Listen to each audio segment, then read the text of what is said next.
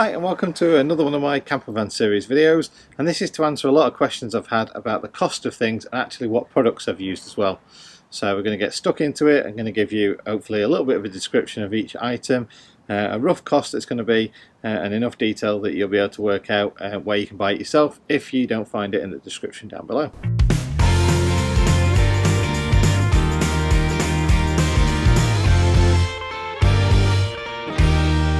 Right, so before we get into it, we do actually have a new sponsor for this video. The sponsor is a company called XL Cloud.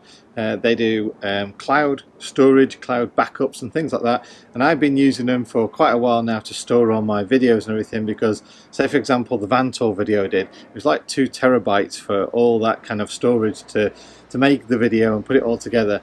So I've been using xlcloud.uk for quite a few months now, just to basically store all my stuff. They're giving a special code out there for you guys as well, so if you do go and sign up with them, use the code GadgetJohn, and that'll get you 20% off. So winner winner. Right, so let's get into it, and I do actually have a list. I've got a list because I want to run through it as fast as I possibly can, so this isn't another daft long video. So we're going to start off with the parts and kind of like tools to use. This isn't going to be the interior parts as such, it's going to be the little things that you need to put it all together. So we're going to start off with the pipes. So wastewater pipe, freshwater pipe and gas pipe, they're around about £1 a metre. Water containers, I got 2 of those, the 12 litre capacity, and that was about £15 for both of them. The water pump as well, about £10. Check the flow rate on some of them, because some of them like kind of trickle out. We chose a Thetford porta potty, the kind of larger size. I think it's called the Cube 365. Basically there were 2 of us, so we thought we'd get a larger capacity, so with the 2 of us it'll last for at least a few days. The gooseneck reading lights like these with the little lights on it also have USB sockets inside them as well. They were about £15, maybe a little bit more for the each, so about 30 quid for the pair. A lot of people have been asking about the pleated window blinds. Obviously they were part of the conversion before I reconverted it, but I've looked into it. They come from a company called vanshades.co.uk and they cost about £150 each. Front screen blackouts, you can get 2 versions. You get one that wraps around, you've seen some with the eyes on at the front. They're really good, they block out everything, they're great. Obviously good on campsites, but for stealth camping maybe it kind of says I'm camping, and people could kind of tear them off on the outside, but they're quite cheap. They are around about the £20 to £30 mark, or you can go for the ones that suction mount on the inside, the kind of thermal silver ones. They're a bit better. We've tried both, they're a bit better, but again it's up to you exactly which way you want to do with that one. You do get more condensation with the thermal blinds on the inside, but it does mean it's more secure, no one can pinch them, and they're about £70. Diesel heater is a Webasto, it's quite a basic one we've got. That again came with the other conversion, but if you were to buy that new, that would be £670. I can't recommend it enough, it's absolutely brilliant. The magnet fasteners, remember we have the problem with the lid where it wouldn't open any which way really on a hinge that goes over the top of the fridge. We also use the magnet fasteners for the cupboard for where the toilet goes as well, because the hinges also impede on the access space. And we also use the magnet fasteners on the kickboard that goes underneath the seatbed. Magnet fasteners, absolutely fantastic. Get the heavy duty ones, they're about £3, we got those from Screwfix. 16mm red wiring is quite expensive in all fairness. You're looking at around about sort of £35 per 10 metres, so £3.50 a metre. So I kind of cheated. A lot of this stuff I was like really desperate to get hold of, because you come do the thing and it's gone wrong and you just want it next day. So I used Amazon Prime, and I cheated because I used Amazon Prime. So I ordered heavy duty jump lead cables. You get them in 6 metre length, but that means you get 6 metre of red and 6 metre of black. The cable is still 16mm, so you just need to buy the crimp ends for them to be able to use them, which are only a couple of pounds. But it worked out that the full set of, let's see now, yeah, it's 20 metres for £20, sorry, for 12 metres of heavy duty cable, so it was actually cheaper for me to do it that way using jump leads. The 2.5mm black and red wire that I've used for lighting all the or for wiring up the lights and the fridge and all the electrical components, again I got that from Amazon as well, and that was £10 per 10 meter. Crimp connector set, so a ratchet crimp set with all the crimp ends so that you can go away and crimp up all your connectors. That's a must for the fuses and all that kind of stuff, including the crimp and the set. That was about £20. Wire strippers or wire cutters, wire snips, you'll need all them as well to be able to crimp and do all the wire connections. So you can either go cheap way with a little kind of plier set, or you can go the bit more professional end with the actual kind of hand squeezy, and it strips the cable off and all that kind of thing. It's entirely up to you. And the cheap end of it was for the wire stripper was £5, and the Pro Tool was £20. Fuse box, the 10-way 12-volt fuse box, one with the LEDs that light up when the circuit's down, was £15, and the grounding blocks that I use for all the ground earths, they were £10 for a big set of them. The 12-volt safety cut-off switch, that was £15. The leisure battery, I'd go for the biggest size you could possibly get, 130 AH or 110 at least. An average price of a 110 is 80. You can pay around about 100 for a 130. The 12-volt battery split charger. Now this has got a bit of a hot issue on one of my videos. Basically the Euro 6 engines, which are the engines that have been produced in the last couple of years, have all sorts of trickery under the bonnet to make them more fuel efficient. And one is the alternator can actually kick in and out as and when it needs to save power, but that means there are spikes and the voltage works at a slightly higher voltage. So therefore, check on your engine with whatever spec you need to look at, whether it's a Euro 5 or older or a Euro 6. If it's a Euro 6, you can't use split chargers. If it's a Euro 5 or older, you can use split chargers. But again, just have a look online, you'll work that one out.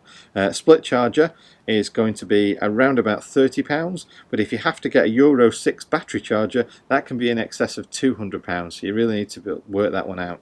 I used CBE electrical sockets and outlets and things like that, so the surrounds around my plug and all the plug in kind of the infills and the meters and gauges and all that kind of stuff, they're CBE. They're around about £5 for the actual insert, maybe a bit more, so like the LED dimmer strip is a bit more, and the surrounds and fascias around about £10.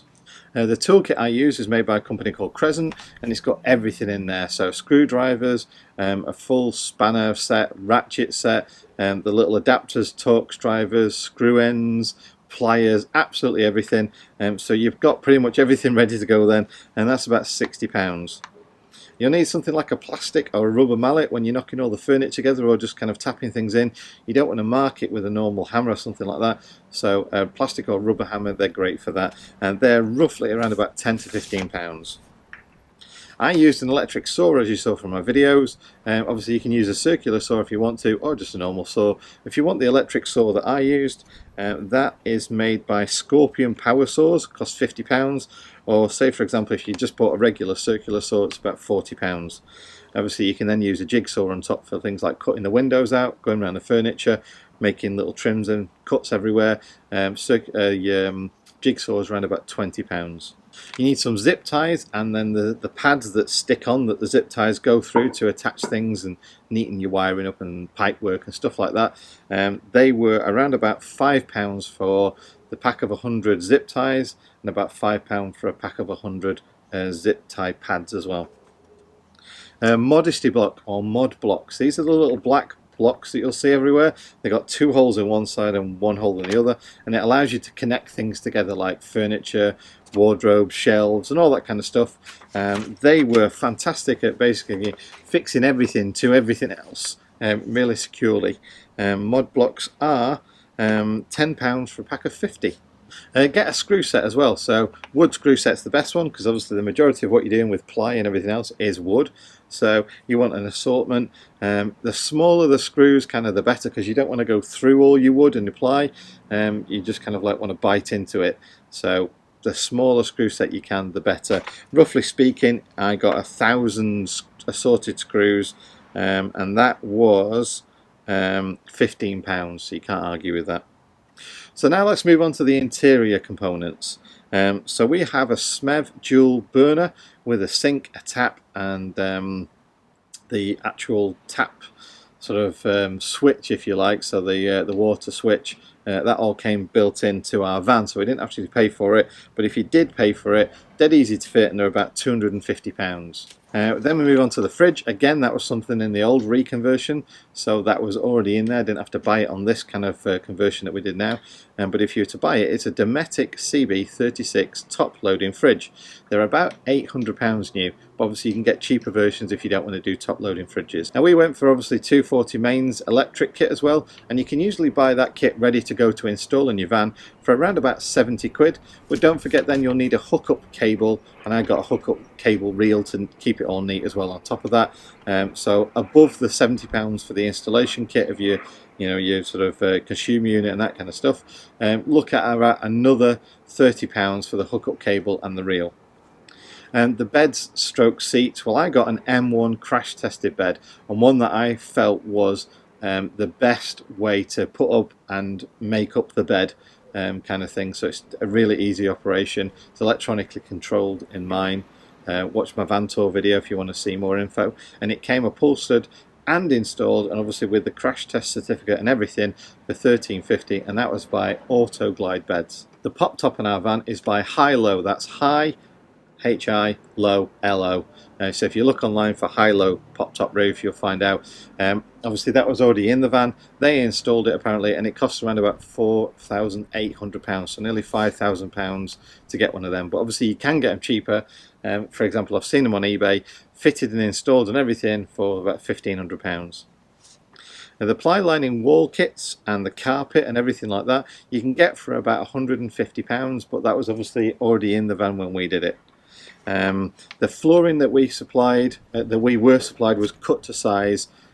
It wasn't cut to size, so get the floor ply kit that is cut to size, and get your lino or your altro flooring like we did on top, and just cut it around the floor kit as you're fitting it, and that'll save you a bit of money. We paid £100 for the altro flooring. We paid £120 for the 12mm plywood flooring kit. The van furniture, obviously we went for a long wheelbase, the full side kit, including wardrobe all the way down to the kitchen, everything like that. And we also had the shelf that went over the kitchen, and we had some few extra bits like cupboard doors where the fridge was and all that kind of stuff for the loo, and that came to £1,600. It was probably the best quality of all the stuff we looked at. However, it was made the wrong sizes. So we had to trim a lot of it down, and they refunded us back £200 for that. I'm not going to tell you the name because we kind of fell out over the whole scenario, and the guy just basically says he didn't want to be involved in the video or anything like that. So my total reconversion cost, bear in mind it's reconversion, so that doesn't include pop top, windows, the side lining, that kind of thing, which basically covers effectively the wiring, the furniture, the bed, the flooring, all that kind of stuff, and a few extras, came to a total of £3,765. I got £850 back because obviously I sold the old furniture, I mentioned that, I got rid of that on eBay. So my net cost for my reconversion was £2,915, which is pretty damn good really. Now, if you were to say to me, yeah, but what would this whole conversion cost, John, with the roof and everything else?